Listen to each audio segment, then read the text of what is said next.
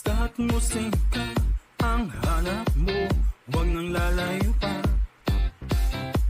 Lahat ay nandito, pati trainings mo, may friends ka pa. Wala nang hahanapin, tatlong letra piliin, sundin mo ang pangarap mo. Halika na piliin, tutulungan ka namin, abutin mo ang pangarap mo. Ganyan kami sa GAV, isang pamilya, isang musika. Ganyan kami sa GAV, wala ka na talagang hahanapin pa. Wala nang hahanapin, tatlong letra piliin, ikaw mo ang pangarap mo. Halika na't matuto, sundin ang iyong puso. Ikaw mo ang pangarap mo. Enjoy ka pa sa mga moments mo, pang nandirito ka. Habang nagvo-vocalize o natututo ng instrumento. Wala nang hahanapin, tatlong letra piliin, sundin mo ang pangarap mo. Halika na piliin, tutulungan ka namin, abutin mo ang pangarap mo. Ganyan kami sa GAV, isang pamilya, isang musika. Ganyan kami sa GAV, wala ka na talagang hahanapin pa. Wala nang hahanapin, tatlong letra piliin, ikaw mo ang pangarap mo. Halika na't matuto, sundin ang iyong puso. Ikaw mo ang pangarap mo.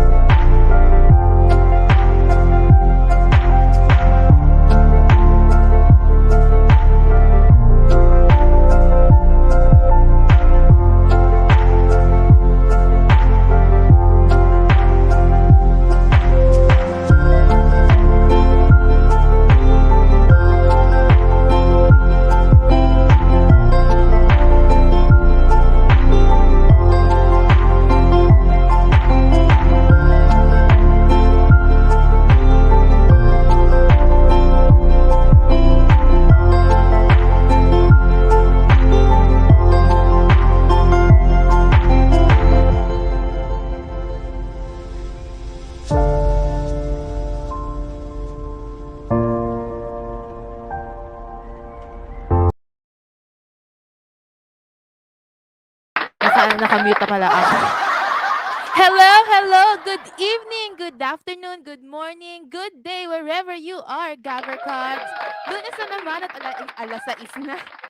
Which means it's another time to learn here in GenZailing Through Life, which is short for Generation Z Sailing Through Life. And in our show, we'll talk about the things that concern the self, mental health, personal growth, self-development, self-awareness, self-love, productivity, and everything in between. Again, I'm Justine McCormick. I am 19, a psychology student, mental health advocate, singer, songwriter, YouTube content creator, and of course, your host for today's show. Ayan, syempre alam niyo naman, bago tayo magsimula sa ating discussion, magkakamustahan muna ulit tayo, di ba? Like, Kayo ba, kamusta yung week niyo? Ano yung mga naging kaganapan niyo last week? What's new? Anong mga wins niyo last week?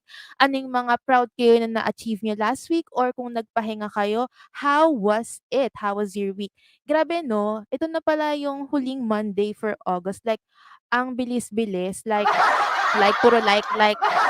Nakakailang episodes na rin tayo dito sa GenZailing Through Life kasi if I can recall, nag-start tayo ng mga July, second Monday, tapos mag-September na, next week September na, maririnig na naman natin yung mga kanta ni Jose Marichan sa radyo, sa TV, sa iba't ibang media media platforms. So, ang bilis lang, 'di ba?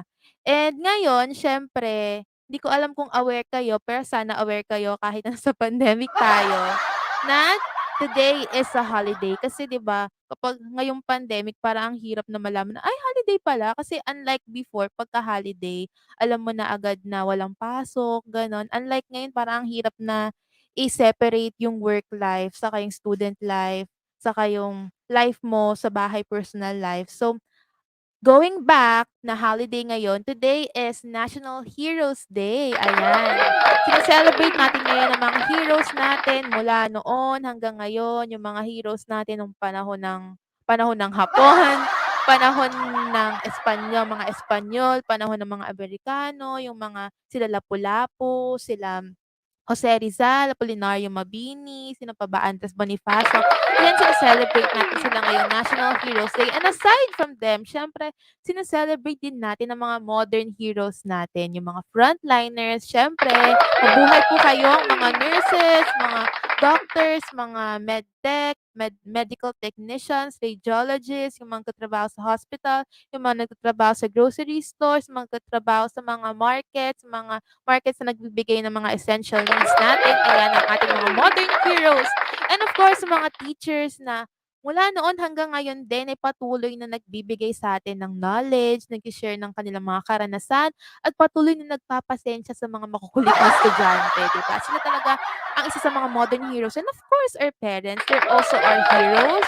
We should celebrate them as well. Siyempre, sila ang nagdala sa atin dito sa mundong ibabaw. Kaya i-celebrate din natin sila sa mga naging sacrifices nila para sa atin. So, ayan, we should really celebrate our heroes, mapayong noon man o yung mga modern heroes natin. We should celebrate and honor and appreciate their sacrifices. At lalo na yung mga iba pang heroes natin ngayon na patuloy na nagbibigay sa atin ng mga help sa mga kalagayan ng mundo, ng economy, ng society. Ayan, so that's all. Happy National Heroes Day. Ayan. Maganda lang na ipagbunyi rin natin sila kasi syempre we should say thank you, a million thanks, thousand thanks. Basta maraming salamat. Yan. Domo arigato gozaimasu. Kamsahamnida. Ayan, syempre shout out muna kay Miss Joy May Palma. Hello, good evening po. Naway nagkakaroon kayo ng isang magandang gabi ngayon, 'di ba? Sana nakapagluto na kayo ng dinner or kumakain na kayo ng dinner, social ng dinner. Ayan, hello din kay Ate King. Hello, Ate King Tagate. Hello. Hello, ang tari naman. Fan ko pala si Ate King. Hala, grabe naman, nakaka-touch. Ate King, alam mo ba dito si Daddy? Bago ako nag-start, kanina dito si Daddy, sa kwarto mismo umakyat siya ta's may dalang food. Oh, may pa-food. Kaya ayun, ta's bumaba na siya kasi sabi ko nahiya ako sa kanya. Pero sabi ko mag-stay pa siya pero sabi niya baba na daw siya. So, ayun, anyway, ayan nakapag-shoutout na tayo. Wala pa tayong mga masyadong viewers pero okey na 'yan.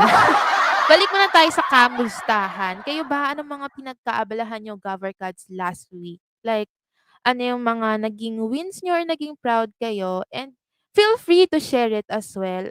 Huwag kayong mahiya mag-share kasi sobrang magiging masaya ako. I'll be glad to read whatever it is na naging proud kayong gawin last week or kung ano mang pinagkaabalahan niyo. Hindi naman kailangan work-related, puwede namang, "I'm proud because I made time with my family, I made time with my friends, I made time for myself." So, it doesn't have to be, work-related, although ang serious natin ng secrets to productivity, but it's not all about work. Sometimes productivity is about self-care, about family. So, it depends on how you define it. Ako naman, kung tatanungin niyo ako, hindi ko alam kung gusto niyo malaman, pero share ko na lang din. Na yung last week ko, it was really fun kasi 'di ba nabanggit ko, it was my 19th birthday last Tuesday, ayan. So it was fun and memorable kasi I feel like ang balance ng celebration ko dahil I spent my Tuesday morning ng pagkanta. I streamed. If you've seen my stream, my birthday stream, 'yun kumanta ako. At natuwa ako kasi ang daming nanood, daming bumati, at daming nag-request, nakakatuwa. Ayun, and aside from that, aside from celebrating it with my first love, which is singing, I made time for my friends. Ayan, nag-virtual meetups kami ng mga senior high school friends ko. Saka ng mga believers family ko. Yung believers, they are the fans slash friends slash support system of Billy Hackinson, if you know her. Ayun, and ayun, I celebrated it with my family as well. Kasama sila mama, si daddy, si Maya, yung pinsan ko, sila tita. Ayun, and ayun masaya dahil may mga pa-milk tea, may mga nagbigay ng milk tea. 'Di man mga, isa lang yung friend ko nagbigay ng milk tea, may nagbigay ng cake and gifts. So, I am very, very grateful. And aside from that, I'm grateful for the new life, 'di ba? New year, new chance, new beginning. Ayun, ang saya-saya, 'di ba? Thank you Lord, you're the best, mama chuk chuk. Ayun, pero last week din may part na lutang ako. Lutang in ano, 'di naman lutang in a bad way, lutang lang na puro nood lang, nood series. Though inasikaso ko naman yung para sa content today, pero ayun lutang lang, nanood-nood lang ako ng series, medyo pagod pa. Hindi ko alam kung ba't ako napagod sa birthday ko. Nag-celebrate lang naman ako pero napagod ako. Napagod ako ng buong linggo, puro nood. Pero it's fine, 'di ba? Sometimes we need to allow ourselves rather na mapunta sa gano'ng state, yung chill-chill lang, just do whatever. Just do whatever makes you feel good at as of the moment. Ayun. Ayun, sabi ni Ate King sana daw sinama ko si daddy. Bibili raw siya ng food ng dinner namin. Nagdala siya ng merienda ta's bibili na siya ng dinner. 'Di ko pa nakakain na yung merienda, eh, yung Omar's cheesecake, blueberry, bigyan naman. Pero ayun, dala niya saka cappuccino, iced cappuccino ng Starbucks. Oh, mashallah din. Ayun, sabi ni Ate King, she spent her whole week in Manila last week. Oh, that's nice. Ikaw lang mag-isa, Ate King, or kasama mo sila Tanya? Saka kalimutan ko yung pangalan, si Kuya Jonathan. Ayun, tamang pangalan, 'di ba? Ayun, oh, you got your US visa Wilson. Hala, buti ka pa nakakuha na ng US visa. Ako hindi pa. Like, ayun, ang daming mga pangyayari diyan sa visa na 'yan, pero 'wag na nating i-open kasi baka saan pa tayo mapunta. Pero ayun, hopefully ako rin makuha ko na yung US visa ko, makapagpa-interview na at medical exam, makaalis na rin. So ayun, pero ayun, going back, I hope na kayo rin, you'll allow yourself to take a break for some time, not just for an hour of your day, not just a day in your week. Minsan allow yourself to chill for a week just like what I did last week. Kasi naman, wait lang, kasi naman you deserve it, guys. We deserve it, lalo na kung nagpagod-pagod din naman tayo ng mga nakaraan. We don't always have, ko nga kanina, we don't always have to be doing something. Kasi doing nothing is just as essential as doing something. Anyway, we're still on our Secrets to Productivity series. Grabe, legit na series na talaga to. Dahil we're actually on our fourth episode and the second part of our topic last week, which is the complete guide on overcoming procrastination. So, sabi ko ng chikas, ito na, I won't make any more chikas. Let's now talk about productivity and procrastination. Ayan, nilabas na ang ating mahiwagang, ano yan, PowerPoint presentation. Okay, so, balikan lang natin ulit, syempre, Secrets to Productivity. We're on our fourth episode and our seventh episode sa buong GenZailing Through Life. And productivity, balikan lang natin na productivity is the measure of one's efficiency in completing a task. It doesn't have to be about being busy. It's not about the quantity and it's not a measurement of your worth. Productivity is all about quality of what you do. Yung nagbibigay ng importansya, nagbibigay ng fulfillment sa'yo. And procrastination, on the other hand, it is the act of unnecessarily delaying or postponing a task or a series of tasks. Syempre, yun na, from the word unnecessarily delaying, yung mga ginagawa natin na pinagpapaliban natin yung mga importante in exchange sa mga bagay na hindi naman talaga importante sa ating daily life or sa mismong life, whole life. So, balikan lang natin, 'di ba? How to overcome procrastination. Siyempre, start by establishing your goals. Figure out the exact nature of your procrastination problem. Create a plan of action. Implement your plan of action. Ayan yung mga nasimulan na natin last week. So, ayan, sa start by establishing your goals, balikan lang natin na the SMART framework would help us to establish our goals. Diba? Set specific, measurable, achievable, relevant, and time-bound goals. Pag sinabing specific, summarize mo siya in one sentence, that goal. Like, my goal is to lose 5 pounds this month, yung gano'n. That is specific. Measurable, yung kaya mong i-measure yung progress mo, kaya mong i-track yung progress mo, kaya mong i-measure kung merong pagbabago na nangyari from your starting point and kung ang point ka man ngayon sa journey mo, 'di ba? And achievable, it has to be realistic. When we say realistic, kailangan yung hindi naman yung posibleng mangyari, yung kailangan i-consider mo yung time, yung capabilities mo as a person. So, it has to be realistic, it has to be achievable. Relevant, kailangan importante sa'yo, importante sa passion and purpose na meron ka. Time-bound, you must. Kailangan mong mag-set ng deadline para mas likely na ma-achieve mo yung goals na i-establish mo. Balikan lang natin. Of course, when we talk about figuring out the exact nature of your procrastination problem, nagpag-usapan natin yung 5 types of procrastinator: perfectionist, which is yung masyado nagfo-focus sa details, masyado nagbibigay ng attention sa details, masyado nagpapakasla sa details kaya nagiging stuck. Dreamer naman yung mga mahilig maggawa ng plano, yung ideal plan rather than taking an action. And avoider yung mga umiiwas sa mga tasks because they think that they can't handle the task that has been given to them. And then crisis maker, also known as pressure performer, yung mga mahilig mag-cram, yung malapit na yung deadline dun palang gagawa. And busy procrastinator, yung mga nahihirapan mag-prioritize, nahihirapan pumili which task should they do first. Ayan, binalikan lang natin ng maikling maikli. And ayan, sabi ni Ate King, boring sa Manila, you can't eat out. Everything was for takeout. Oh, ano pa ba? ECQ pa ba last week? Or baka hindi na? Hindi na ata ECQ last week. Pero baka strict pa rin sila siguro.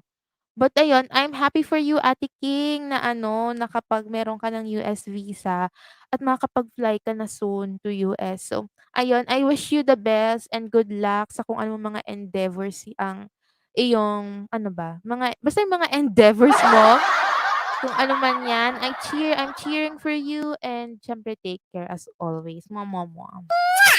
At ayan, balikan lang din natin yung create a plan of action if you're a perfectionist. Siyempre, focus on the vital. Yung mga importante, don't overthink about the details. Mag-focus ka sa pinaka-main points. Kunyari sa essay, yung pinaka-content nung ka mag-focus. Second, schedule and buffer time. When we say buffer time, mag-schedule ka ng time for mistakes. Kasi lalo na yung mga perfectionists, they don't want mistakes. So, you schedule time for mistakes na, okay, pwede ako magkamali for 30 minutes, mga ganun, or 1 hour. It depends on you. Just schedule and buffer time kasi we're human, so we're prone to make mistakes and we cannot change that fact. So, we should just change our mindset, our interpretation, and our response to those circumstances.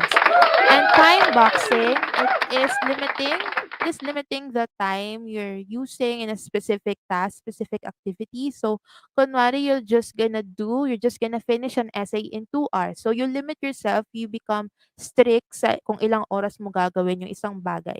Ayan, yan ang mga tips, 3 strategies that a perfectionist can do to overcome his or her procrastination. Hello, Mary Chris Baltimore. Ayan.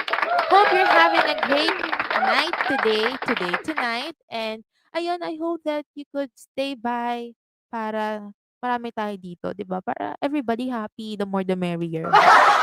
Next is balikan lang ulit natin. If you're a dreamer, First, break down the goal into small tasks kasi yung mga dreamer kapagka masyado nagfo-focus dun sa ideal, plans, ideal action, more likely hindi sila nakakagawa. So, you need to break your goals into small tasks, like yung pinaka-pinong-pinong small task kasi minsan akala mo yun na yung mismong mismong task pero marami pa palang activities or pwede pa siyang chop-chopin. So, break down the goal into small tasks. Set a schedule for your actions kung kailan mo gagawin, anong oras mo gagawin ng isang bagay, and pick a day to shift you from motion to action.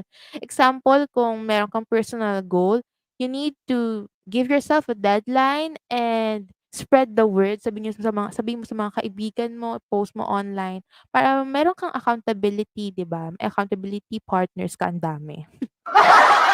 And ayun, siyempre ang dami ko ng sinabi. Yun ang ating mabilis na recap sa mga napag-usapan last week in case you haven't watched yung first part. Thank you Ate King. Thank you. Oo nga. Gusto ko na rin makapunta sa New York para makapag-start na ako mag-aral ng ano, kasi nag-aalangan kasi akong mag-enroll ngayon. Gusto ko kasi yung tuloy-tuloy na yung sure na ako ito na talaga yung school tapos tuloy-tuloy na. Ayun, that's just for me. That's just my preference. So, ayan, good luck to me. I'll just pray for it. And I trust God naman. I trust His timing as always. Okay, next, ito na. If you are an avoider, mga avoider ulit, 'di ba? Sila yung mga feeling nila hindi nila kayang i-manage yung work na nabigay sa kanila. So they tend to procrastinate, yun nga, avoider, iniiwasan nila yung mga task. And ito yung mga nakikita ko na puwedeng plano, puwedeng gawing strategy, gawing, way of approach para maiwasan at ma-overcome ang pagpo-procrastinate ng mga avoider. So, first is focus on the hardest task, first thing in the morning. So, you need to spend your morning working on what you find the most challenging, 'di ba? Kasi kapagka gano'n ang ginawa mo, yung pinaka-challenging task yung ginawa mo sa morning, para magkakaroon ka ng sense of achievement tapos mag-build siya ng momentum mo para maging productive yung buong araw mo. Like for example, for you, kunwari lang, yung hardest task for you is working out. Kaya ang gagawin mo ngayon, ang gagawin mong solution for that is you do it first thing in the morning. Hindi naman ibig sabihin agad-agad pagkagising, bangon ka kaagad, workout na agad, kahit may muta ka pa, magwo-workout ka na. Ibig ko sabihin, parang after mo magising, kunyari meron ka pang mga ibang task na gagawin, magme-meditate ka or maghihilamos or kakain ka pa. After that, yung talagang first conscious, first intentional task na first yung talagang personal task na gusto mong i-achieve is workout, you do it. And then after that kasi, you'll feel more energized kung kunyari working out, for that specific context. After you work out, you'll feel more energized and you're more likely to engage dun sa mga susunod na task. You know what I mean? Kapagka nag-focus ka dun kasi sa first yung sa hardest task mo, parang feeling mo, kaya ko ng gawin kahit ano pang task na kasunod. Kasi yung hardest task, natapos ko na siya first thing in the morning. And this tip itself, it requires discipline, it requires intentionality, and it requires mental fortitude. Yung mental strength mo to actually do it, to actually do the action. Kasi minsan ang dali-dali lang naman kasi sabihin, na, "Okay, gagawin ko, magfo-focus ako sa hardest task in the morning." Pero talagang kailangan may discipline ka, kailangan may intention ka na gawin yon, yung the night before pa lang nagpe-prepare ka na, not just physically, siyempre pati mentally pine-prepare mo na sarili mo na, "At this time gagawin ko 'to ng ganyan, ganyan, ganyan." A mental fortitude to actually do it, to actually start, 'di ba? However, I could say that this tip is not for all. Kasi ang hirap kasi kung ipipilit natin sa iba na hindi talaga nila trip yung hardest task in the morning. For yung hardest task gagawin sa morning, hindi naman natin maipipilit. Pero what I could suggest is to try it. Wala namang masama kung susubukan mong i-apply kasi siyempre malay mo mag-work sa'yo, malay mo hindi. Pero at least sinubukan mo yung strategy na 'to. Kasi first katulad ko kasi, hindi ko gustong nagwo-work ng hardest task first thing in the morning kasi sa umaga lutang ako. 'Yun, sa umaga usually ako self-care related lang like meditation, daily reflection, journaling, vocal workout. Minsan nagwo-workout ako pero right now, nahirapan ako mag-workout kasi gusto ko talaga 'pag nagwo-workout ako umaga, like may araw, may yung hindi ayoko yung mga tanghali na parang 10, 11. Gusto ko workout 9 AM, 8 AM. Kaya ngayon di ako nakaka-workout kasi late ako nagigising. 9 hours kasi kinukuha ng katawan ko. So, ayun, aside from that, nagbabasa rin ako in the morning. So yung umaga ko puro mga self-related, self-care related tasks. So ayun, pagdating ng hapon dun na ako nagwo-work-work. So ayun, wala lang, share ko lang. Ayun, magbasa muna tayo saglit. Sabi ni Ate King, "I really need these reminders. I told you last time I'm a big procrastinator." Oo nga, ako din feeling ko, 'di ko alam, pero sige, kaya ko 'to. Na parang minsan procrastinator, hindi naman minsan nagpo-procrastinate din ako talaga as a student. Siguro kasi 'pag student, parang di mo kasi gusto yung mga subjects kaya napipilitan ka lang kaya siguro ako nagpo-procrastinate. Yun yung feeling ko kaya ako nagpo-procrastinate kapag school related. Anyway, ayun. Sometimes if not most of the time, the toughest thing to do is eating the frog first. Oo, yun talaga. Ang ganda ng pa-analogy, yung pa-ano, anong tawag diyan, figures of speech. Lakas makalibro, charot. Pero ayun, yun talaga. Kailangan talaga kung gusto mo, talagang gagawin mo. If you really want it, you're gonna do it. Talagang mag-focus ka sa pinakamahirap na task in the morning. Next is, ito nabanggit na 'to dun sa isa, if 'di ba, ito sa if you're a dreamer, break down your task into smaller subtasks. And ganun din, if you're an avoider, break down your task into smaller subtasks. Kasi nga 'di ba, yung mga avoider, they think that they can't manage a task dahil na-overwhelm sila dahil baka sobrang laki ng task or masyadong mahirap, masyadong matrabaho. Kaya importante na maintindihan natin kung gaano kalaki, gaano habang oras at gaano kalaking energy yung kakailanganin natin sa isang task. So, you need to make yung mga subtask, you need to make it more manageable. Kasi kung 'pag mas manageable siya, more likely na mag-e-engage tayo at magwo-work tayo towards that subtask, 'di ba? And siguro ang pinaka-mindset tip for this tip. Yung pinaka-mindset, ano ba, mindset tip para dito sa strategy na 'to is parang may kamay talaga, is to stop overthinking about the next steps na kailangan mong gawin, yung whole process. Kasi iisipin mo kunwari paggawa ng libro, for example lang, kunwari ikaw gusto mo gumawa ng libro, ta's iisipin mo lahat-lahat ng process na ito, yung lahat-lahat, yung as in lahat at i-overthink mo yon, talagang feeling ko mahihirapan ka na mag-start kasi ma-o-overwhelm ka sa dami ng task, dami ng kailangang kumpletuhin at tapusin. So, break it down into smaller subtasks. Kung kailangan mo pa ng spreadsheet, kung kailangan mo gumawa ng separate to-do list, do it. Do whatever comes, you do whatever gives you peace of mind, 'di ba? Saka just focus on what you're doing in the present. Give your focus on that subtask. Kasi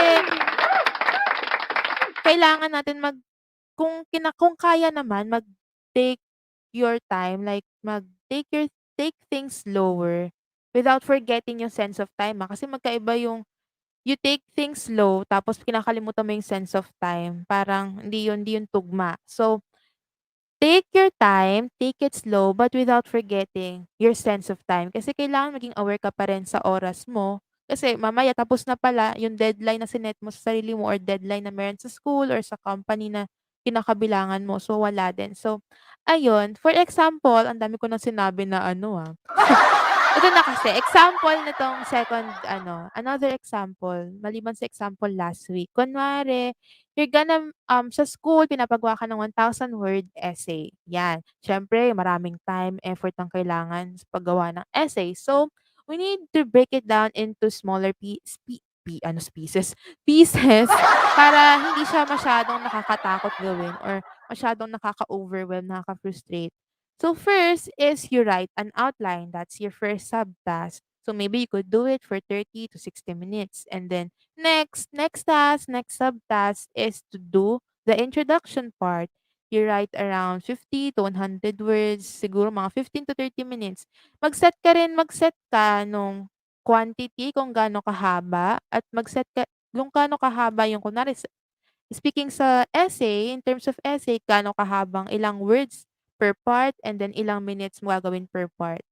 And then body naman kasunod, baka you plan on making it around 700 to 900 words kasi nga you're making a 1,000 word essay, 'di ba? And then dun sa body na yon, merong 3 paragraphs, tapos 200 words each. Ikaw nang bahala. And then conclusion, you're gonna write for around 50 to 100 words, 15 to 30 minutes as well. So ayun, just nakuha niyo yung ano, yung idea na yung essay kasi siyempre sa school parang task na yon, 'di ba? Maraming task sa school, gagawa ng essay, gagawa ng ganitong report, gagawa ng ganito, ganyan, may performance, gano'n, blah, blah, blah. And then yun yung task, and then you make smaller subtasks for sa essay, iba yung sa subtask mo for introduction, body, conclusion, outline, and kung magre-research ka pa. So ayun, that's just an example and it really varies per person kasi magkakaiba tayo kung paano i-identify yung mga subtasks, kung gano'n din yung siya gusto i-approach. Pero this is just a strategy that you can try and I guarantee that would help you to be less unavoid, to become a less of para maging less avoider kayo, less avoider procrastinator, 'di ba? Then, okay, shout out muna. And then sabi ni Ate King, "And who would want to eat a frog early in the morning? My God, I'm not even a morning person." Truly, ako ako ba morning person? Gusto ko maging morning person, pero parang di ako morning person, di rin ako night person, parang midday person ako. Pero actually, Ate King, sana sana makanood ka sa mga sunod na episode kasi I'm going to talk about chronotypes. Yung chronotypes parang it talks about yung sa sleep schedules mo, tapos yung kung anong oras ka more likely nagtatrabaho, kung anong mas prefer ng katawan mo. Merong mga set of questions na sasagutin, blah, blah, blah. Pero hindi pa natin ngayon pag-uusapan yung chronotypes, pero magandang usapin yon. Shout out kay Queenie B. Queenie B2, hello, hello. Ayan. Thank you for being here and good evening din sa'yo. Sana masarap ang ulam mo, di ba? Okay, next is set reminders. So, ito maganda 'to. Kapag isa kang avoider, set reminders, set repetitive reminders. Kasi feeling ko the more na makikita mo yung reminder na yun, kunwari reminder sa cellphone or meron kang post-it notes sa desk mo, sa cellphone mo or whatever, or sa paligid-ligid sa bahay niyo, the more na nakikita mo siya visually, maiirita ka na, "Ba yun paulit-ulit na lang?" And then dahil doon parang mangyayari, parang you have no choice but to actually do it because naiirita ka ng makita siya lagi sa ano mo, visually. Kasi parang nakakaano rin yun, eh, nakaka-stress kapagka alam mo may kailangan kang gawin tapos lagi nagpo-pop sa phone mo or nakikita mo sa paligid na reminder. So, actually, mas more likely ka talaga na gawin kung kailangan mong gawin if you set reminders. And another way to set reminders or parang variation is to have an accountability partner. Feeling ko hindi 'to uso sa Pilipinas, pero pausuhin na natin. Kasi maganda magkaroon ng accountability partner, yung parehas kayong magsasabihan ng mga goals niyo and then sasabihin niyo kung yung gagawin niyo dun sa araw na yun and then at the end of the day, sasabihin niyo kung ano natapos niyo at hindi. Kasi kapagka may accountability partner ka, parang nai-inspire ka, nai-encourage ka na gawin yung kailangan mong gawin. Kasi for example, yung accountability partner mo, may natapos na ganito, may natapos na ganyan. Hindi ka naman sa naiinggit, pero nai-inspire ka, na-encourage ka na to actually do yung kailangan mo ring gawin. So, accountability partner, it could be a friend of yours, classmate, ganyan. So, spread the word. Maghanap na kayo ng mga accountability partner.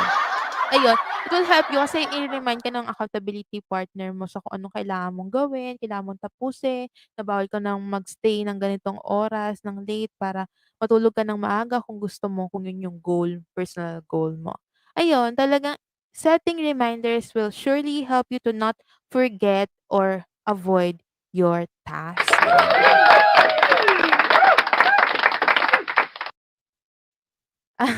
Sabi ni Ate King, "Si Nightbot may discrimination, pili ang binabate." Grabe. Grabe, ganyan ka ba, Nightbot? Hello sa'yo, Nightbot. Nightbot? I-shoutout na rin kita kasi baka hindi mo na rin ako pansinin. Okay, next naman, if you are a crisis maker, ano yung mga tips and strategies na pwede nating subukan? First is plan right after the task is given. So again, yung mga crisis maker natin, ayan yung mga taong naniniwala na they perform better when they do it, when they cram that work, when they do it near the deadline. Ayan, yan yung mga crisis maker. So shout out kay Ate King kasi feeling ko belong siya dito. Charot, charot. Ayan, yan yung mga crisis maker. Pero actually, sorry na sa inyo. Pero ito, alam kong truth hurts, pero it is an illusion. Illusion lang na talagang that you will perform better when you cram your work. It is an illusion. Kasi, how can you review yung work na ginawa mo if nag-cram ka and then it will leave you no time para i-review pa siya, para mag-make ng changes. So, ayun, ang gusto ko lang sabihin parang yung quality ng work nade-deteriorate kapagka nagka-cram tayo or baka ako lang, baka yung iba diyan talagang biniyayaan ng Panginoong Diyos ng talagang kakayanan para gumawa ng mga magagandang quality despite sa length of work. So, ayun. Ang wali ko, okay.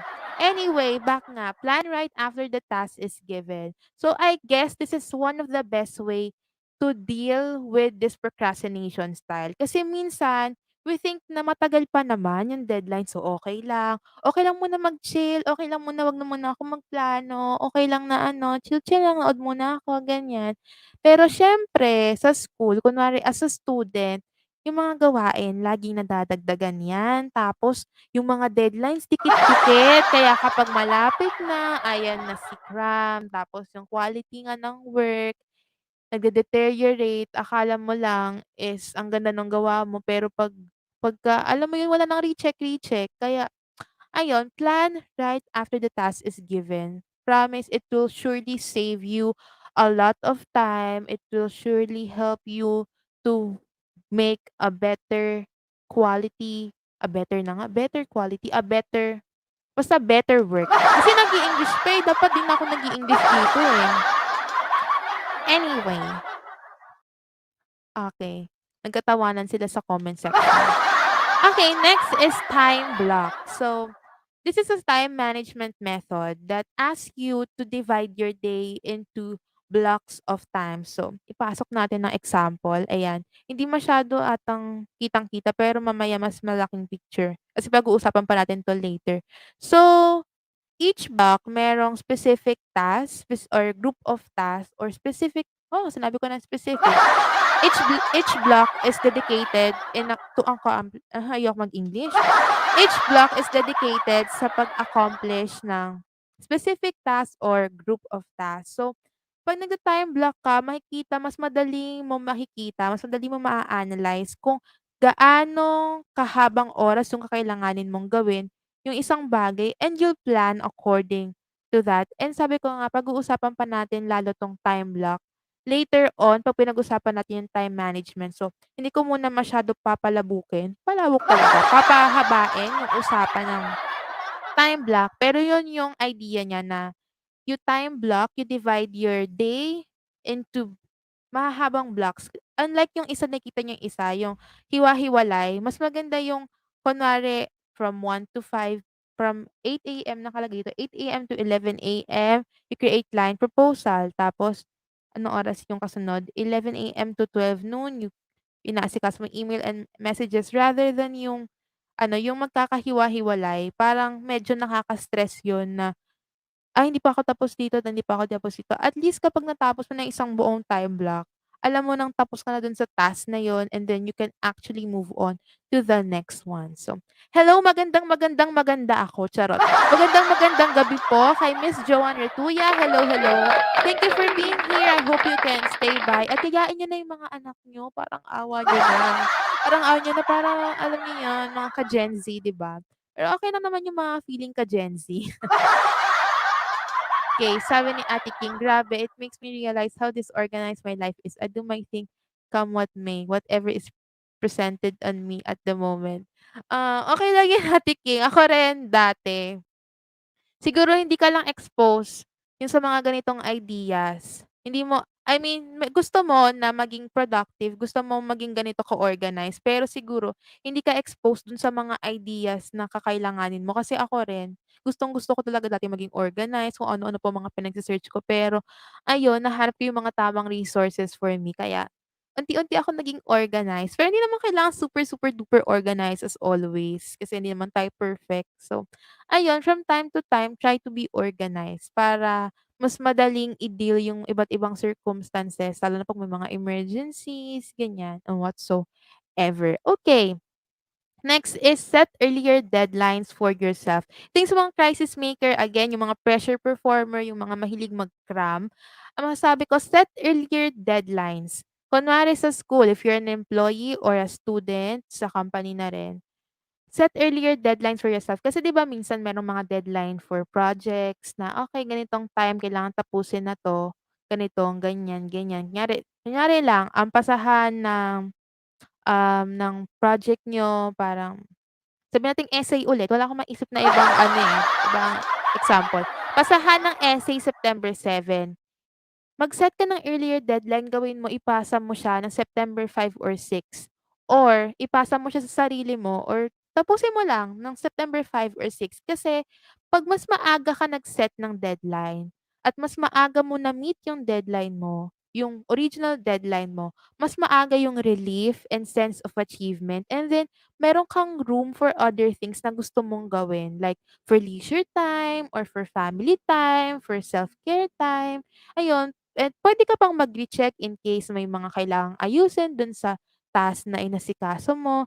And then yung original deadline mo, gawin mo siyang parang pamper day, 'di ba? Something to look forward to. Tapos magbigay ka ng reward para sa sarili mo, like watching your favorite series, virtual meetups with friends, family bonding, anything. Just set earlier deadlines, and if you don't meet that earlier deadline, yung mas maagang deadline, hindi yung original deadline na binigay ng boss mo or ng teacher mo, 'pag hindi mo yun na-meet, and then ang puwede mong gawin, you punish yourself. Siguro no social media for a day, no sweets for a week, no series. I-punish mo yung sarili mo para alam mo kung ano yung puwedeng mawala sa'yo kapagka hindi mo ginawa yung specific task na kailangan mong gawin in this specific deadline na mas maaga. So, remove activities and things na nagbibigay sa'yo ng pleasure as a punishment. So, ayun, siyempre discipline din yun kasi kapagka sinabi mo lang ta's hindi mo ginawa, napa-punish mo yung sarili mo, wala.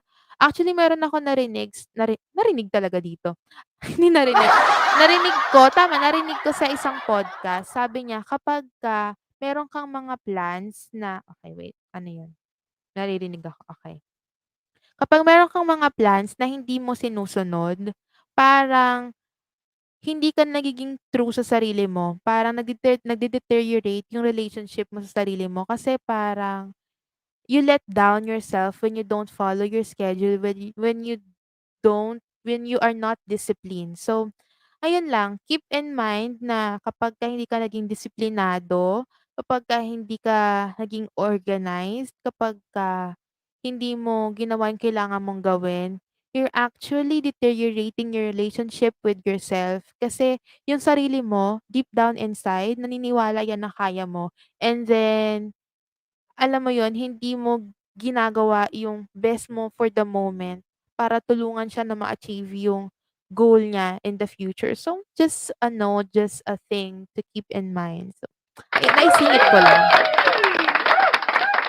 Ang sabi ni Ate King. Ay, wait lang. Hello, hello muna, Kela. Sino mga nandito? Hello kay Ivory Tugnaw, ayan. Thank you for being here, Ivory. Sana masarap din ang ulam mo and hiyain niyo yung mga anak niyo, pamangkin, pinsan, manood para marami tayong natututo, 'di ba?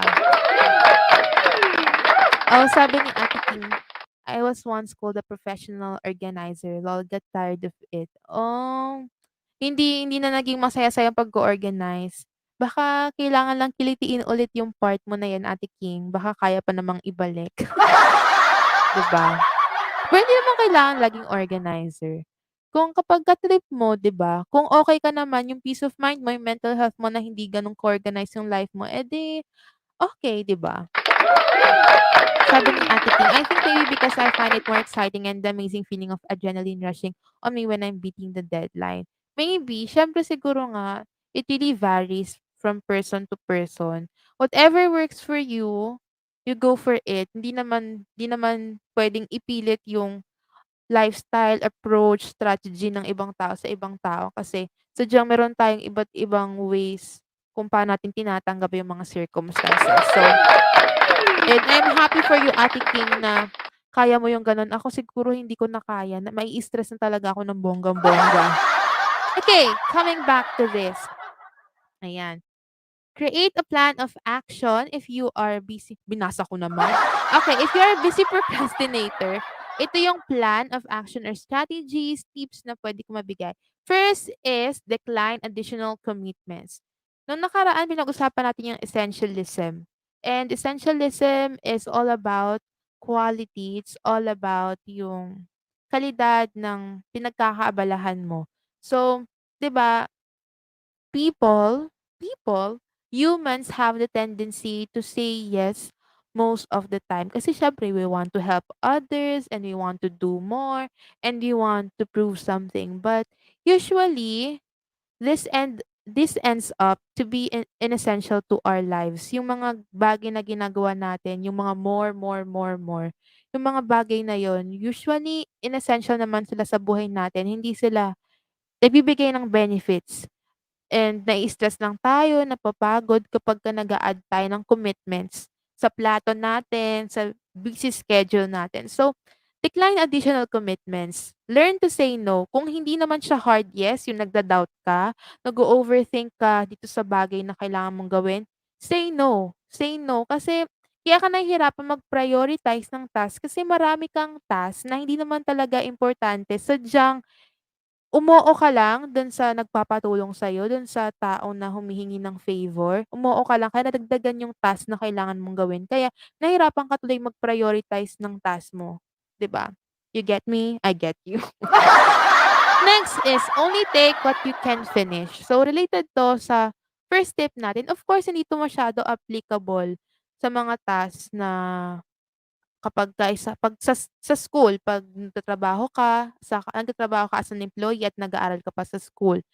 Itong tip na 'to usually applies dun sa mga tasks na meron kang control of choosing and taking like personal tasks or sa sarili mong business, content creation. And if you have control, my suggestion is use that power to rationalize and think like thoroughly kung kung paano mo gagamitin yung control mo na yon, yung control mo sa isang bagay para hindi ka mag-end up na gagawa ng maraming task na hindi makabuluhan and magkakaroon ka ng maraming unfinished tasks. So in short, only take what you can finish and finish what you can. Finish yung pinakaimportante. 'Di ba sabi nga kanina, first task hard kaya ko 'to. Yung unang mahirap na task gawin mo and then finish it and then kung gusto mo pa gawin yung next task na nasa list mo, do it. And then it's better than jumping from one task to another. So, just take what you can finish. Gawin mo kung ano yung kailangan mo lang tapusin at yung kaya mong tapusin. Hindi yung oo lang sa mga binibigay sa'yo, binabato sa'yo ng mga tao. So, ayun. First. And then, connected na naman doon, only take what you can finish doon sa next step, which is prioritize. Okay, so prioritize. Alam ko nabanggit ko rin 'to dati na yung word na priority dati, hindi ko nakalimutan ko na yung ilang taon, basta dati mga 400 years ago, not sure with the quantity, with the number, with the figure, na yung priority dati sa singular term lang talaga. Tapos nung mga bibo-bibo na kasi nung mga 80s or 90s na yung priority naging priorities, naging plural term na siya imbes na priority yung isang singular, yung one most important task. So, masyadong bibo-bibo din talaga yung mga tao. So, prioritize, meaning to say na you should do first yung mga important tasks rather than yung mga urgent. Kasi hindi naman lahat ng urgent ay importante. Usually, mga importanteng tasks, yun yung nagbibigay ng value in the long run. So, actually, we'll talk more about the difference between urgent and important tasks sa mga sunod na episodes. Pero, for now, I'll give you some strategies or productivity systems na makakatulong sa inyo para makapag-focus at ma-master yung mga priorities na meron kayo. Yan. Parang nagiging lutang na naman ako magsalita. Sorry, sorry, sorry. Okay, first, ito ang ating first strategy or first productivity system. This is the Warren Buffett's two list two list two list two list strategy. So, ayan sinerch ko talaga, Buffett talaga yung basa sa name niya, Warren Buffett. So, sino muna si Warren Buffett? So, he is an American business magnate. Tama ba yung pronunciation? And he's also an investor and philanthropist. So, magsisimula ang storya nitong two-list strategy na to sa kanyang personal airplane pilot for 10 years, who is Mike Flint. His name is Mike Flint, yung personal airplane pilot niya. So, ang chika, o 'di ba, naging chismis. Ang chika is, itong si Flint, according kay Flint, nag-uusap sila ni Buffett about sa kanyang mga career priorities. And then biglang chumika si Buffett, sabi niya, "Ito, tutulungan kita. Bigyan kita ng three-step exercise para makatulungan ka kung paano mo i-master yung mga priorities mo." Ayan, yun ang chika ni Buffett, 'di ba? Naging ano, naging parang palengkerang chikahan. Okay, ang first step na sinabi ni Buffett kay Flint is write down your 25 goals. Actually, sabi niya kay Flint, write down your 25 career goals. So, ito naman si Flint, sulat-sulat naman siya ng 25 career goals. Actually, ito naman, if you're going to practice this one, kung ita-try niyo 'to, hindi naman kailangan career goals. It could be 25 things that you want to accomplish this week, or 25 goals you want to accomplish this month or this year. So, you can make it in a shorter or longer timeline. It's up to you because it's a personal thing. So, ayun, si Flint nga, nagsulat-sulat na siya ng top 25 career goals niya. Then next naman, sabi ni Buffett, ngayon i-circle mo yung top 5 goals mo diyan. Oo. Eh, di siyempre ito si Flint, siyempre nag-take time muna siya para i-rationalize, mag-analyze kung ano ba talaga yung top 5 most important goals ko. So, ayun, after some time, ayan, nakapag-circle na si Flint ng top 5 goals niya. Ayan ang second step natin sa two-list strategy. So, ngayon si Flint, meron na siyang two-list. Ayan, merong list A, yung list A yung top 5 important goals niya, and then yung list B naman yung 6 to 25 goals na hindi medyo-medyo importante lang sa kanya. And then, ayun, sabi naman ni Flint, okay, dahil meron na akong top 5 goals, ito yung pinaka talagang i-wo-work on ko. Talaga ako magfo-focus, sabi ni Flint kay Buffett. Tapos sabi ni Buffett, sabi niya, "Paano naman yung mga hindi mo binilugan?" Tapos sabi naman ni Flint, yung top 5 yun yung primary focus ko, pero yung 20 na hindi ko nabilugan, aasikasuhin ko pa rin sila kasi importante pa rin sila sa'kin, eh. So, ko silang isingit sa schedule ko 'pag may time ako. Hindi man sila urgent, asikasuhin ko pa rin sila kasi gusto ko pa rin sila bigyan ng dedicated effort kahit na hindi sila yung top 5 primary focus. Pero sabi ni Buffett, biglang sumagot si Buffett, sabi niya, "No, mali ka, mali, mali, mali." Sabi niya, "Mali ka, Mike." Sabi niya kasi sabi niya kay Mike Flint, "Mali ka, Mike." Sabi niya.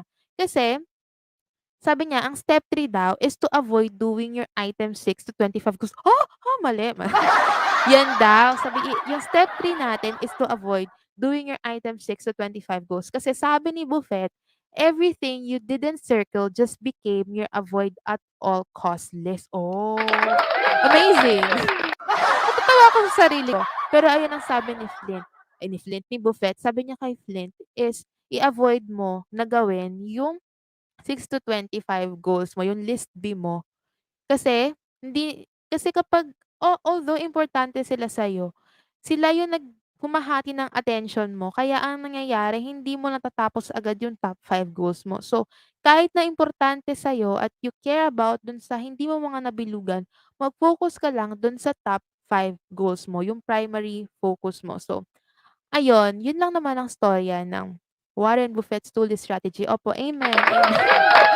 Ayun ang storya. So, first is write down your top 25 goals, personal goals or financial goals, whatever, in a weekly basis or monthly, yearly, ikaw bahala. And then you encircle the top 5 goals and then iwasan mong gawin yung hindi mo nabilugan. Okay, now let's talk about the power of elimination. The power of elimination. Yan, nagiging energetic na ako. Okay. Ayan, sabi ni Ate Kay, nakagutom yung name niya. Tunog only food. Oo nga. Ayan, pag mag-BBF ka, gawin mo rin yung technique na yan, Gani. Peace po. Oo nga, no? Pwedeng non-negotiables, negotiables. Charot. Anyway, the power of elimination related to kay Warren Buffett's two-list strategy. Okay, so 'pag ini-eliminate natin yung mga hindi importante, yun talaga yung pinaka-best way para gawing mas madali yung life natin, mas gawing automatic yung mga habits at mas maging appreciative and grateful tayo sa kung anong meron tayo ngayon, yung mga essential sa buhay natin. And actually, kung iisipin mo, kung alam mo namang hindi makakabuti sa'yo, alam mong hindi importante, alam mong waste of time, 'di ba parang kung isipin, madali lang siyang iwasan, madali lang siyang, hindi gawin, madali lang siyang yun nga, iwasan. Kaya lang, the problem is, the difficulty lies in eliminating the things you care about. Katulad nung kanina sa top 25, 'di ba? Yung list B mo dun, yung 6 to 25 goals mo, hindi man sila yung pinakaimportante pero you care about it at dahil dun parang mas mahirap na hindi siya mas mahirap siyang iwasan. Tapos mas madali siyang i-justify kapag ginagawa mo. Kunwari ako, kasi nung mga nakaraan, parang sabi ko asikasuhin ko mga emails ko. Kasi sabi ko, gusto ko kasi kahit alam kong kahit as a part of me knows na hindi naman sila yung pinakaimportanteng gawin, parang jina-justify ko siya na 'pag di ko inasikaso yung emails ko, yung mga newsletters, basahin yung newsletters or mag-ano, mag-declutter sa email, parang wala akong peace of mind. So, jinustify ko siya by saying na it will give me peace of mind. Pero, is it really the most important thing to do? Yun lang ba yung bagay na makakapagbigay ng peace of mind sa akin? Or meron pang mas essential na bagay na mabibigyan din ako ng peace of mind?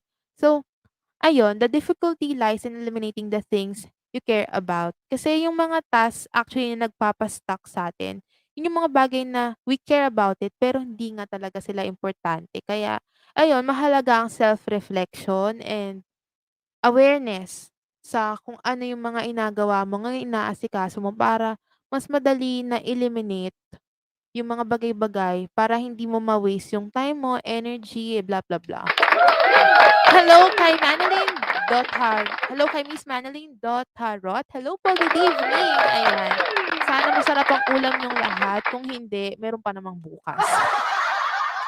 Aside from that, kasi every behavior has a cause. Walang neutral behavior kasi actually lahat ng bagay na ginagawa natin, it takes time, it uses energy, it uses space. So, better yet na yung mga bagay na pinagkakaabalahan natin, it gives us something that would make us happy, that would make us feel relieved, that would give us peace of mind. So, walang neutral behavior. Every behavior has a cause. Ayun.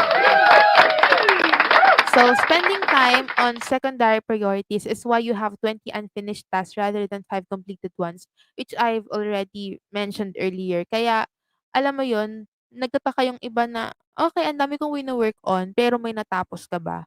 'Di ba? Mas importante yung meron kang natapos kaysa yung marami kang wino-work on pero hindi naman natatapos. Parang it speaks something about you. So, ayun, just a thing to, just a reminder, just a note to keep in mind. 'Di ba? So, ano pang kasunod? Ayan, next naman is the Ivy Lee method. So, This is another productivity system, another way to master priorities, your priorities, to focus on your priorities. So, ito naman, nagsisimula ang istorya kay Charles M. Schwab. Schwab talaga yung pangalan niya. Schwab test, charot. 1918, si Charles M. Schwab ay isa sa mga mayayaman na tao ng mga panahon na yon, 1918. And then ito si Schwab, si Charles, gusto niya na mag-increase yung efficiency ng team niya kasi meron siyang company, ganyan. Kaya nag-arrange siya ng meeting dito kay Ivy Lee na isang highly respected productivity consultant. Ayan ang chika, mga kumare. And then as the story goes, sabi ni Schwab kay Lee, sabi ni Charles kay Ivy, "Hoy Ivy," ba't hoy talaga? "Ivy, pwede bang tulungan mo ako kung paano kami makakagawa ng mas marami? How we can get more things done in a specific time?" Sabi ni sabi ni Schwab kay Lee, sabi ni Charles kay Ivy. And then sabi naman ni Ivy, "Okay, bigyan mo ako ng 15 minutes with each of your executives." Sabi niyang gano'n. Tapos sabi naman ni Schwab, "Magkano naman ang magkano ang bigayan natin?" Sabi niyang gano'n. Tapos sabi naman ni Ivy, "Wala." Oh, bait naman ni Ivy. Sabi niya, "Wala, pero sabi niya, "unless it works." Sabi niya, "Wala unless it," yun pala, sabi niya, "Wala unless it works." Tapos ayun, sabi ni Ivy, after 3 months, "Send mo na lang sa bank account ko, sa GCash," charot.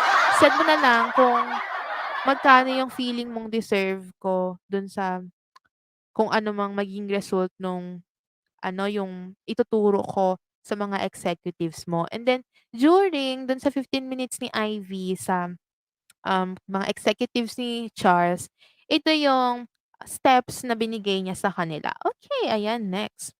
Nag-e-enjoy ako sa pachika. Okay, una, sabi ni Ivy, write down the 6 most essential tasks you need to get done the next day at the end of each workday. So, basically, Tagalogin na lang natin kasi ang labo ng English eh. Ay, pagpalakpak. Tawa yun eh. Okay. The night before pa lang, isulat na natin yung yun yung dito sa Ivy Lee method. The night before pa lang, isulat mo na yung 6 most essential tasks mo. May it be physically sa paper or digitally sa notes app ng cellphone. So, magsulat ka, 6 most essential tasks na kailangan mong tapusin bukas. Or pwede ring 3 tasks lang, pwede ring 5 tasks lang.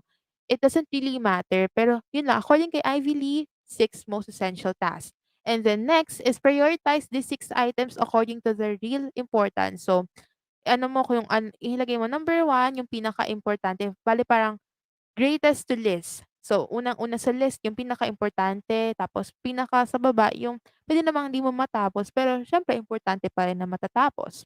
That's a step 2. Step 3 is concentrate only on the first task when tomorrow comes. So, para hindi ka masyado ma-overwhelm sa mga next task, para hindi ka masyado, alam mo yun, yung focus mo mabigay mo ng fully 100% sa isang task at mabigay mo yung best mo, yung magandang quality, you concentrate only on that first task kinabukasan. And then, next is proceed with the remainder of your list in the same manner. So, kapag natapos mo na yung task na yon, mag-focus ka na ulit dun sa second task, tapos pag natapos second task, yung third task naman, you see, you get what I mean. English talaga.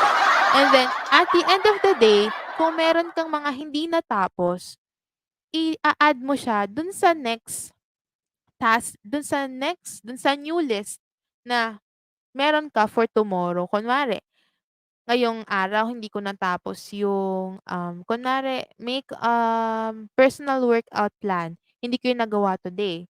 Ang gagawin ko, imo-move ko siya dun sa new list ko for tomorrow. So, ayun, and then next is repeat this process every working day. I mean, actually hindi kahit hindi every working day, every day. It depends on you, pero sabi nga lang dito every working day. Siguro kasi siyempre meron din mga pamper day. So, ayun. Yun ang mga sinabi ni IV doon sa mga executives. And then ayun, after 3 months, ayun ang ginawa ng mga executive ni Charles Schwab. Ayan, and then ang nangyari naging effective talaga tapos nagkaroon ng progress sa company. Kaya ang nangyari binigyan ni Charles si Ivy ng $25,000. Oh, sana all, 'di ba? And then nung time na yon, yung $25,000 kung iko-convert mo pala siya yung sa dollars na nung 2015, $400,000 na pala yung equivalent nun. So, ang laki. So, ayun, anyway, managing priorities well. So, bakit kaya ang tanong, ito ang tanong ng sambayan ng Pilipino, bakit kaya naging effective? Bakit naging effective? Paano naging effective yung method na yon ni Ivy Lee dun sa mga executives nung company ni Charles Schwab? So, una is it's simple enough to actually work. Siguro sasabihin ng iba, sabihin nila na masyado namang basic 'yan, parang does it actually work? Does it actually work? Like, parang ang simple lang naman. Pero ako naniniwala ako, oo nga, simple siya, pero mahirap. Mahirap na maging consistent, mahirap na maging disciplined, na sundin mo 'yun. And actually yung hirap na 'yun, nanggagaling lang talaga sa complexities and nuances of life. And speaking of complexity, complexity is actually often a weakness kasi it makes it harder to get back on track. Kapag masyadong complex yung mga bagay, hindi niyo ba napapansin when we sometimes overthink and over-expand things na masyado nating pinapalawak, na masyadong simpleng point lang naman, simpleng bagay lang naman, pero masyadong pinapalaki, kaya tayo nahihirapan. Although siyempre merong dito sa method na 'to, maaaring magkaroon ng mga unexpected distractions or emergencies, pero as long as alam mo kung ano yung priority mo, kung alam mo na hindi naman natin kontrolado, eh, yung mga emergencies and unexpected distractions. So, you deal with it. And then, you will not feel bad kapag hindi mo natapos yung task. Kasi, hindi nang kontrolado mo yung emergencies and mga unexpected ganaps. Pero, madali na para sa'yo na maging consistent and bumalik doon sa method, doon sa strategy na meron ka. And, ayun, siguro one tip could be we need to use simple rules to guide our complex behavior. Kung mas simpleng rules para wala masyadong hindi dagdag stress, hindi dagdag overthinking, hindi dagdag ng kung ano-anong sikip lang sa brain cells natin. Next is it forces you to make tough decisions. So, katulad kanina kay Warren Buffett, yung 25 goals, tas 5 primary goals, tas yung 20 goals yung kailangan mong iwasan. Ito rin, it forces you to make tough decisions. It requires you to focus on just 6 critical tasks or 3 critical tasks. It doesn't matter kung gaano karaming tasks, pero it forces you to make tough decisions to actually work on it. Kasi alam mo yun, at the end of the day, may effect kasi yun kapag hindi mo natapos eh. Siyempre, may part sa'yo na madi-disappoint, pero parang next day, parang mas nagiging eager ka na asikasuhin siya, na mag-work on to that. Kasi alam mong iba yung fulfillment, iba yung saya, iba yung satisfaction kapagka natapos mo yung mga task mo in a day. Next, it removes the friction of starting. 'Di ba nga napag-usapan natin na ang pinakamahirap talaga, ang pinakasagabal kumbaga sa pagtapos ng task is actually starting them. Mas madaling to be honest, mas madaling tumakbo yung tawag dito, yung nandun ka sa process of running kapag kunwari ang exercise mo tumatakbo, mas mas madaling matapos yun kung tumatakbo ka. Instead of iniisip mo lang siya na sana tumatakbo ako ngayon na gusto ko sana tumakbo kaso ganito, kaso ganyan. So, when you set the night before pa lang, parang natutulungan mo yung sarili mo na mag-decide na agad nung kung anong task na kailangan kong gawin tomorrow. Kasi kung kinabukasan pa, minsan lutang-lutang pa tayo sa umaga, hindi mo pa trip magplano ng gagawin. Kaya ang ending, nadadala mo yung lutangness mo, lutangness buong araw. Unlike kapag the night before pa lang naplano mo na kung ano yung task na tatapusin mo kinabukasan. Parang alam mo yun, alam mo ng kinabukasan mayro'n kang ilu-look forward. So, ayun. And it requires you to third naman, it requires you to single task. Kasi modern society actually loves multitasking. Na akala ng mga tao kapag nag-multitask ka, kapag mas marami kang ginagawa, mas better ka, mas maganda yung quality of work mo. Pero actually, again, the opposite is true. And we'll talk about multitasking in the next episodes din. Pero ayun, it requires you to single task, na mag-focus ka lang sa isang single task, mas nabibigay mo yung tamang timpla ng focus, tamang timpla ng energy, tamang timpla ng deep work, ng flow, dun sa specific one task na meron ka as of the moment. And then having fewer priorities leads to better work, syempre. Okay, next is time management.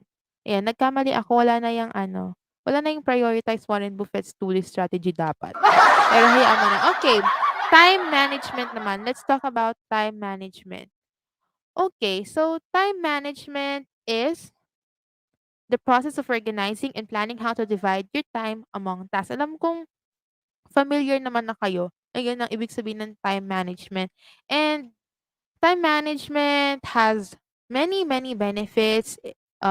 It boosts our productivity and their efficiency, less stress, and better for performance. At kapag ka nag-fail naman tayo mag-manage ng time natin, nadadamage yung effectiveness natin. Tapos, it causes stress and makes our works quality poor, and actually we can even miss deadlines when we don't know how to manage our time. So meron akong dalawang na-prepare na time management methods, which is time blocking and Pomodoro technique. Feeling ko familiar naman na kayo sa Pomodoro technique. And time blocking, nabanggit na rin natin siya kanina. Time blocking, it asks you to divide your day into blocks of time, which is yung kanina nabanggit na natin.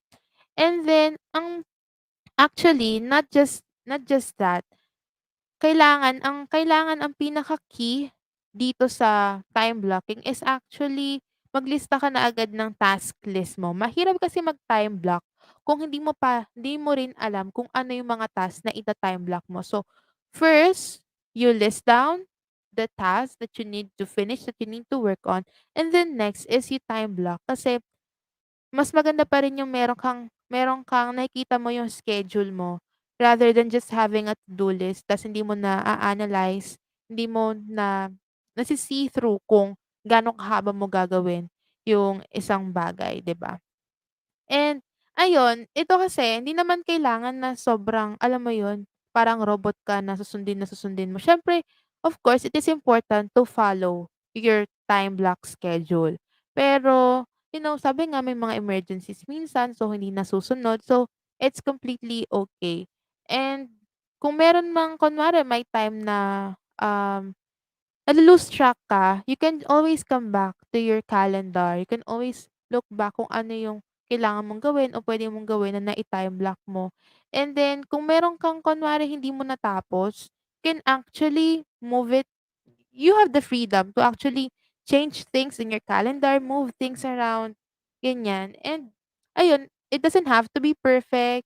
Just something na mag-serve as your guidance in your daily life. Kung katulad nyo ako, kung magkakaparehas tayo na-o-overwhelmed kapagka hindi mo alam kung anong kailangang gawin. So, time blocking. You can actually search more about it. Feeling ko ang labo ng pagkaka-explain ko pero yeah, actually time blocking has its variations, task batching, day theming, time boxing. So first, time blocking variation is the task batching. Batching.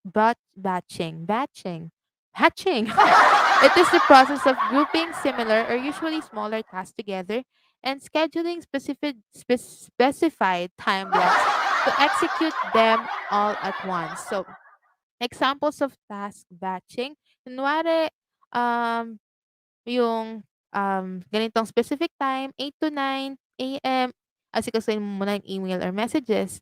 Parang yung katulad na nabanggit kanina, you just have to pagsamasamahin mo yung magkakatulad na task sa specific time para hindi ka nalilito-lito and then alam ng utak mo kung ano lang yung pinagkakaabalahan mo, hindi magulo, hindi unstructured yung process.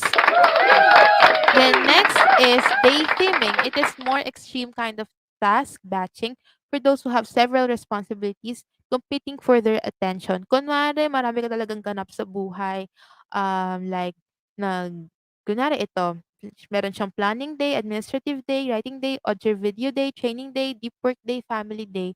So, day theming is for those people na kunwari entrepreneur, tapos, educator, tapos, isa ring content creator or blogger. So, this works best for them para mas madali mong makikita, para hindi ka mahihirapan na, alam mo yun, nagjo-juggle ka ng gawain sa isang araw. Actually, pagka alam mong 'pag Sunday, planning day, puro plano, plano, plano lang. 'Pag Monday, puro administrative work lang.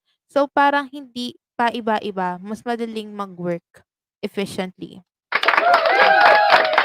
Shout out muna kila Ivory Tugnaw. Hello, hello po ulit. Good evening sa inyo. Ayan.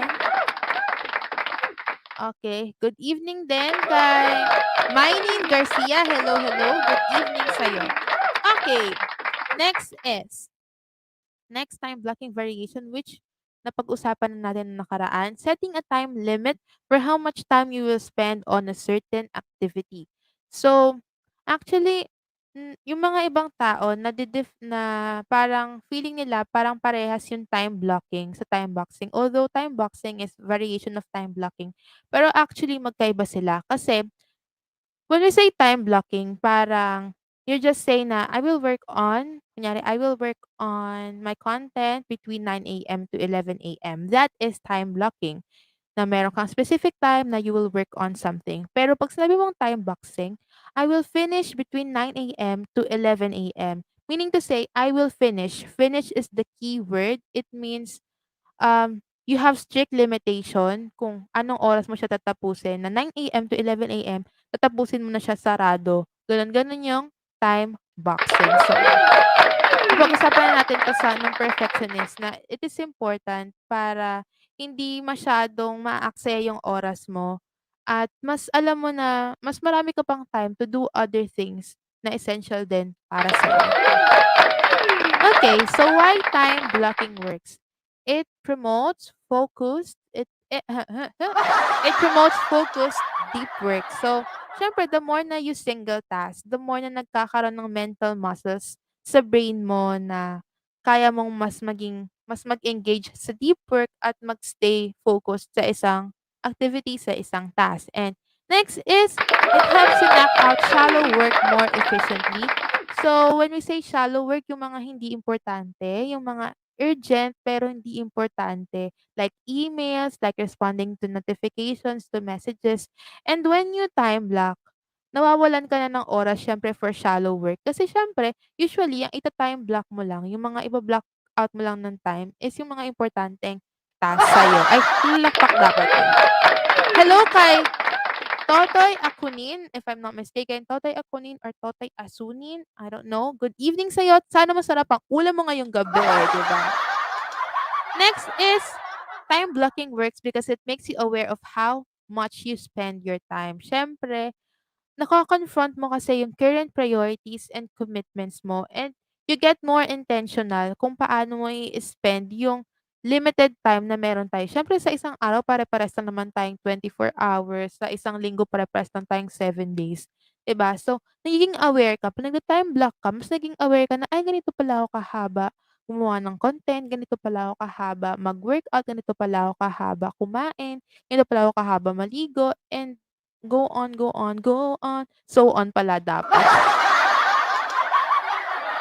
Sarap daw ng pritong itlog. Sana all. Anong itlog 'yan, yung ano, yung pula o puti? Pula o puti?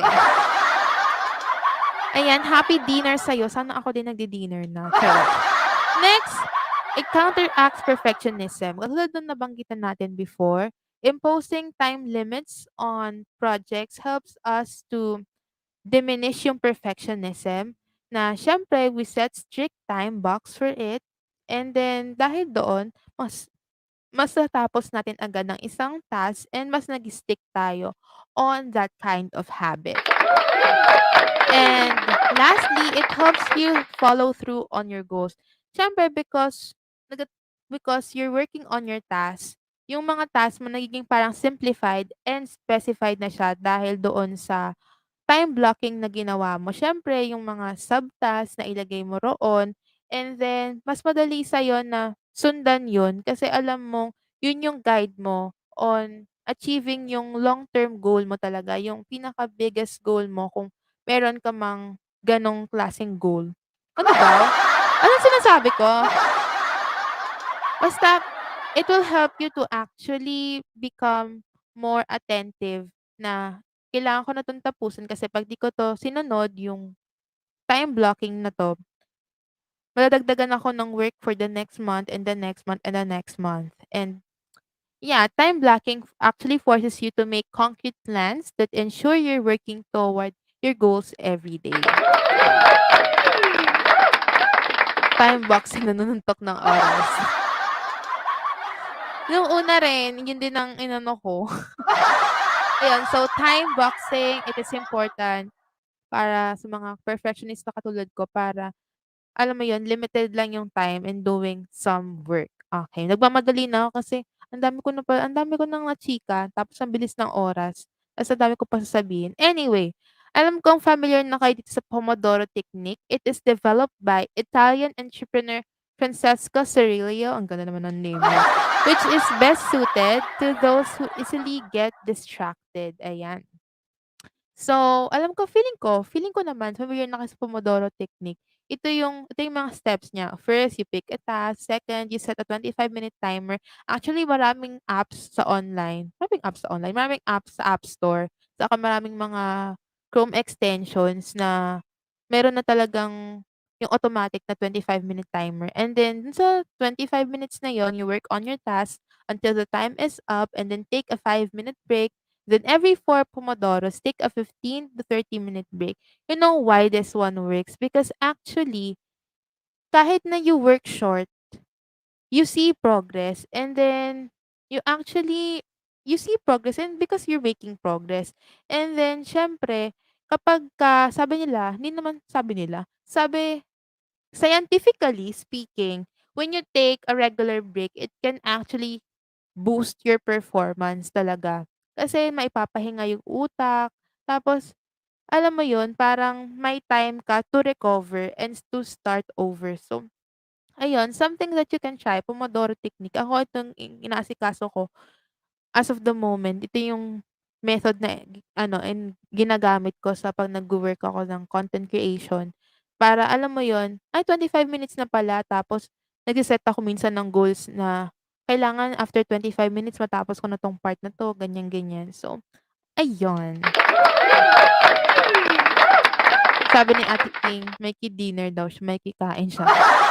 Ang pinabili ko kay Daddy Jollibee, eh. Pa-sponsor naman Jollibee. Kasi sabi ko kung Chowking masyadong marami yung yung Laureate kaya Jollibee na lang. Spaghetti saka chicken. Anyway, ito naman general anti-procrastination tips. Yung time management tips natin kanina, it's actually for everyone. Hindi lang para sa perfectionist, hindi lang para sa a dreamer, hindi lang para sa avoider, hindi lang para sa crisis maker or sa busy procrastinator. It is actually for all. And then, itong mga kasunod na general anti-procrastination tips, it's actually again for everyone. So, first is set up a routine and stick to it. Kasi setting a routine gives your day and your week and your month and your year more structure and more guidance sa kung saan mo gusto maging saan patungo, sige kaya ko 'to. Kung saan kung ano mang journey, ano man yung goals na gusto mong achievin. Achievin? So it gives you more structure, it gives you guidance, and it is actually important because it helps you to minimize the amount of your limited willpower kasi alam mo hindi tayo puwede laging umasa sa willpower na, kaya ko naman 'yan kasi ano naman ako ganyan, discipline naman ako, ganyan, may willpower naman ako, blah, blah, blah." When you have a routine parang Kunwari, alam mo yun, meron ka ng alam mo automatic pagka kinabukasan alam mo na, ganitong oras gagawin ko ganyan, ganyan, ganyan.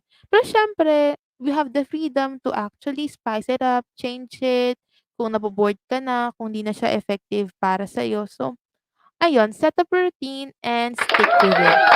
Next is block out distractions. Don't rely on willpower tulad ng sinabi kanina.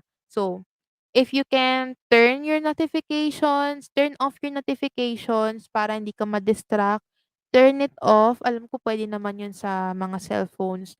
And then block out anything that would distract you, TV, series, yung Netflix, ganyan. And we'll talk about this in depth next week, itong mga distractions na 'to, kung anong mga puwede nating gawin. Kasi sa totoo lang naman, minsan alam naman natin kung paano iba-blackout yung mga distractions na 'yan. Kaya lang, ayun, siguro meron tayong fear, mga takot ayaw natin ma-bored or fear na ayaw nating gawin yung mismong kailangan nating gawin. So, blah, blah, blah, blah. Next is always take notes. Don't rely on remembering everything. I-brain dump niyo yung mga thoughts niyo. Kung merong papel diyan, dapat meron kayong laging papel sa paligid-ligid. Para 'pag meron kayong naisip na bright idea or kailangang gawin, asikasuhin, isulat niyo kasi hindi talaga tayo puwedeng mag-rely sa memory natin, lalo na kapag tumatanda, 'di ba? Saka minsan talaga meron kang bigla-bigla mo lang naaalala na, "Ay kailangan ko pala 'tong gawin," tapos makakalimutan mo. Unlike kapag tinake note mo siya, parang mas madali mo siyang mailalagay sa schedule mo in a day, ilalagay mo kung anong araw mo siya aasikasuhin, blah, blah, blah, blah, blah. Opo, McDo boy si daddy pero ewan ko rin. Hindi, mas masarap kasi yung okey, sorry po sa mga nakakarinig, pero mas masarap kasi yung chicken sa Jollibee. If you agree, guys. Pasta at pomodoro nasa isip ko, gutom na. Kain ka na, Ate King, habang nanonood. Okay, next is be organized. Ito, be organized. File in terms of ano 'to, sa mga files, papers, such that, books, whatsoever. File things where you'll find them. Make it easy for yourself na mahanap yung mga files, yung mga notes in the future. Kasi minsan kaya mahirap magsimula, kaya mas madaling mag-procrastinate kasi yung mga files na kailangan natin for the task, kapag hindi natin alam kung saan siya hahanapin, ta's ang gulo-gulo ng ano, files mo sa desktop or mga files mo sa bahay, parang ang hirap niyang simulan, ang hirap ayan, mas magpo-procrastinate ka na lang talaga kasi ang gulo-gulo ng mga files, parang feeling mo dagdag work na naman, 'di ba? So, when you choose to be organized, kapag inasikaso mo yung mga files mo, inorganize mo, notes mo, ganyan, mababawasan yung stress mo, 'di ba? Mababawasan yung stress mo and work na kailangan mo pang tapusin. So, blah, blah, blah, blah ulit.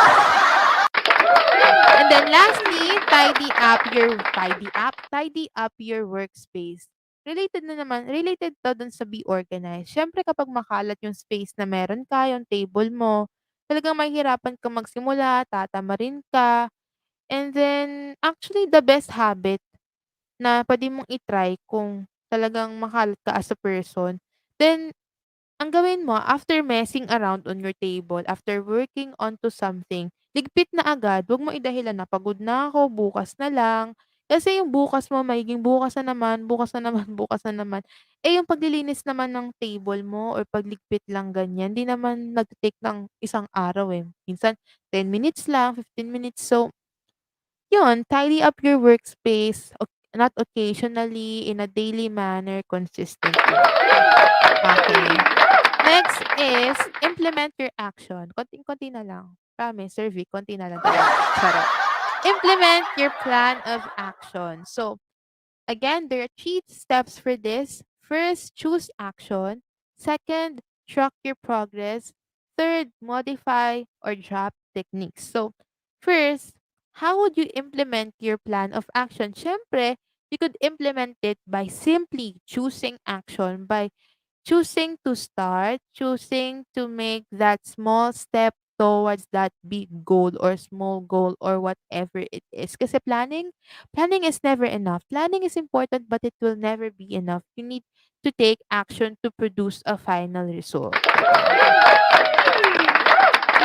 is track progress. Siyempre, as you choose action, it will be best for you to monitor your progress as well. Kasi progress actually motivates someone to get going and continue. Just know na yung progress hindi yan linear. 'Di ba? May bad days, may good days, may productive days, may chill days, may lazy days. Pero it's fine. It is completely okay. And the fact that you are trying, that you are doing, that you are acting, it is more than enough. And it speaks something about yourself because intentionality is really a huge part of overcoming procrastination and becoming productive. And tracking progress, Diyos ko, ang dali-dali na lang mag-track ng progress ngayon dahil maraming mga apps na pwede mong subukan, na mga na-develop ng mga developers, 'di ba, na puwede nating i-try to track our progress, different progress sa kung ano-anong aspeto ng buhay. And you can actually track your progress by writing as well, 'di ba? Kung gagawa ka ng simpleng tracker sa ano mo, sa notebook. Pero 'yan, track your progress puwede naman digitally or hindi naman kailangan araw-araw. Puwedeng na-note mo lang, gano'n. Ayun, pero gets ko naman nakakatamad din talaga. Ayun, sabi ni Ate King, tinatamad daw kumain, nagpo-procrastinate lang konti. Pati ba naman sa pagkain nagpo-procrastinate? Ayun, about sa mga nabanggit ko na may mga apps, tsitsikahin din natin 'yan sa last episode ng Secrets to Productivity, which is matagal-tagal pa, mga last Sunday? Last Monday ng September, ayun. Lastly, modify or drop techniques. So, don't be frustrated when a system or a habit or a strategy or a technique didn't work for you in the long run. Kasi sometimes it just happens, talagang minsan di nagwo-workout. Di nagwo-workout. Pero know that you have the power to change, to drop, to modify, and try new techniques. Whatever works for you. Pero syempre kasi, hindi rin naman agad-agad na nagte-take effect ang isang strategy.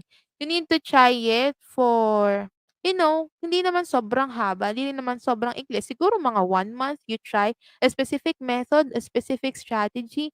And if it's not effective talaga, then drop it, change it, try something different. Kasi, Diyos ko, sa sobrang daming ideas online, I'm sure that you can find whatever works for you, what suits your personality, what suits your circumstance. So, ayun, nakaka-overwhelm man, pero hindi mo naman kailangang i-try lahat, 'di ba? Just try some techniques, explore, and see how it would go for you. And lastly, syempre, just get going, 'di ba? Just get going. Just start working even if you just do the smallest task. It's okay to be in motion, pero 'wag ka lang ma-stuck sa motion, sa pagpaplano. Make sure that at the end of the day, you will take action kahit gaano pa kaliit na action 'yan, it's still action. A small action is still an action, just don't be an action star, charot. You just need to start working, start starting. Ayun, and just get going, try different approaches, and be kind to yourself in the process. Yun naman talaga ang pinakaimportante, kindness towards yourself para, at the end of the day, it will be easier for you to forgive yourself kapag meron ka mga pagkukulang, meron ka mga pagkakamali, and try again the next day without pressure and tension and high expectations. Ayan, diba? Yes, that's all. Syempre, that's all for our complete guide to overcoming procrastination. Hindi ko alam kung nagme-make sense ako rito. Pero sana marami kayong, alam mo 'yun, marami kayong na-absorb, naalala niyo na, "Ay, oo nga, alam ko na 'tong strategy na 'to, idea na 'to, and nakalimutan ko lang, susubukan ko ulit na i-apply sa daily life ko," or meron kayong bagong natutunan. I hope na gano'n, 'di ba? And I know din, ang dami kong alam 'no, I know, na hindi naman 'to yung kumpleto talaga, hindi 'to yung lahat-lahat na ideas and strategies, pero I just tried to actually tinry ko lang na gumawa ng complete guide na may details pero hindi hindi lahat-lahat, yung kayang ano na, specified na maraming details. Ano na specified pero maraming details? ayun, there's still plenty of ideas around the corner. Pero as for now, itong detailed primary tips, yung feeling kong itong mga binigay ko sa inyo, ito yung mga feeling kong primary tips na someone needs to know. Yung mga panimula, 'di ba? Na specific na para sa mga perfectionist, pwede nilang i-try, i-explore, ganyan. At ngayon, we'll proceed to our worksheet. Ayan. Dadaanan ko na lang 'to. Ipo-post ko na lang 'to sa story ko. Saka try i-post ko rin. Sir Vic, post ko 'to sa story ng GAV, if it's okay. Meron akong ano naman, template, hindi ito. Ayan. So, itong mga questions na 'to, you can ask yourself these questions and then it's just answerable by yes or no. Yes or no, gano'n. Do you pay too much attention to minor details? Yes or no? Ganyan. I-post ko 'to sa story ko and then meron po akong Facebook page kaya i-post ko din 'to do'n. Ayan, it's a yes or no questionnaire worksheet. And then, lastly, dyan nakalagay yung if you answered yes to the following, ayan, yan ka. Take note naman, hindi ka lang naman possible na hindi ka lang perfectionist, pwedeng dreamer procrastinator ka din, pwedeng avoider, pwedeng dalawa ka, tatlo, whatsoever. Pero it's very important to know kung alin ka sa mga nabanggit para mas madali mong malaman kung anong strategies and ideas yung magwo-work sa'yo, yung kailangan mong i-implement sa life mo as of the moment. And then ayan, ulit ang mga references natin, ayan. And I'll take this opportunity to bago natin i-promote yung mga shows sa GAV, promote ko na rin yung sarili ko. Ayan, I do live stream at Sessions Live. It is a platform, siyempre malamang platform. Meron silang application sa App Store or sa Play Store, Sessions Live.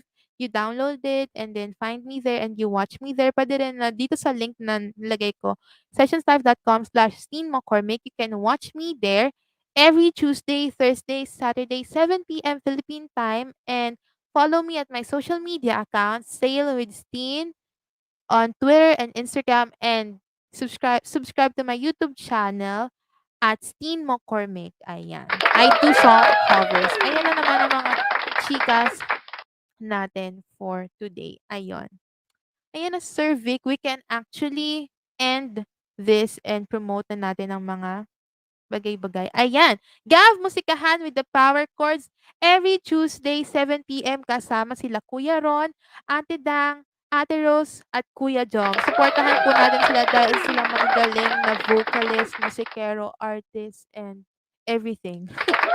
Ayan, supportahan natin sila every Tuesdays at 7 p.m. bukas, guys. 7 p.m. Let's be entertained and jam with them. And of course, every Wednesdays naman, 6 p.m., the Rhythm and Blues. Ayan.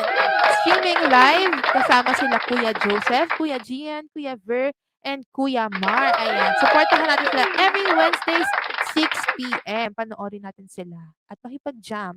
And of course, every Thursday at 7 p.m. naman, PH and 12 noon sa Ireland, makakasama natin sila Gwen, Marby, and Aisling sa Sing along with them. Ayan, panoorin natin ang mga chikiting ang mga dalat at mga babaeng ito dahil i-entertain nila tayo and magiging masaya to. May enjoy natin yan. And of course, GAV Entertainment presents 2021 Pinoy Sensational Stars Worldwide Season 5 Online Edition Singing Quest. Ayan, supportahan natin at manood tayo tuwing Friday, 6 p.m. ng mga audition and performances ng ating mga performers. Ayan.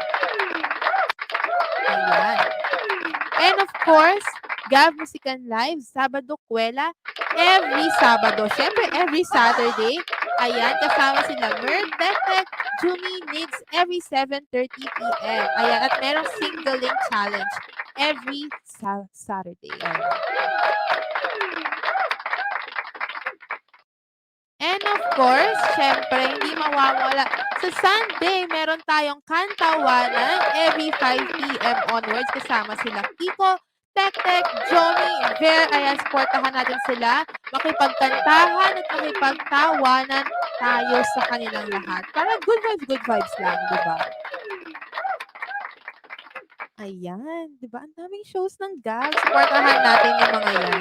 Dahil dahil sila ang ating source of, joy, entertainment, satisfaction. Ayan. At syempre ako, panoorin nyo ako tuwing Monday, 6 p.m. dito sa GenZailing Through Life. And as of the moment, we are on a Secrets to Productivity series na sana ay na-enjoy nyo. Sabi ni Ate King, parang energizer battery lang. It gets you going and going and going. Tama, just get going, kahit actually applicable yung yung phrase na yun to every circumstance. Kapag may problema, just get going, go with the flow, ganyan. 'Di ba? Okay.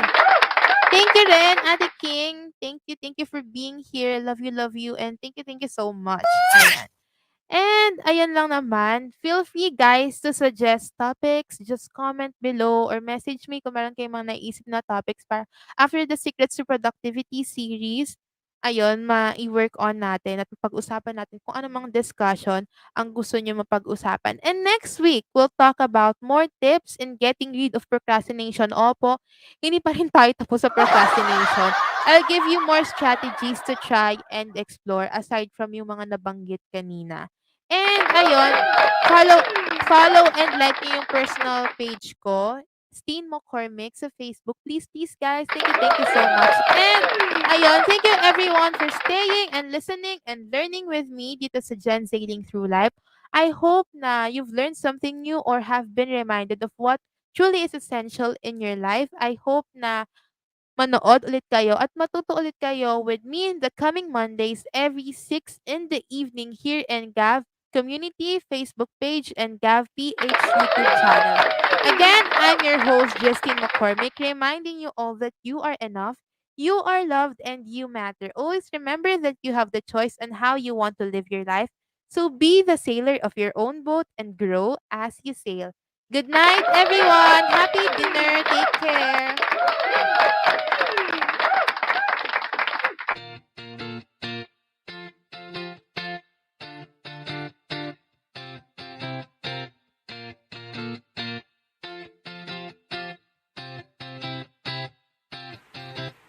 Basta't musika ang hanap mo, huwag nang lalayo pa.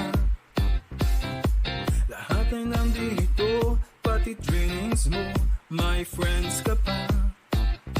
Wala nang hahanapin, tatlong letra piliin, sundin mo ang pangarap mo. Halika na piliin, tutulungan ka namin, abutin mo ang pangarap mo.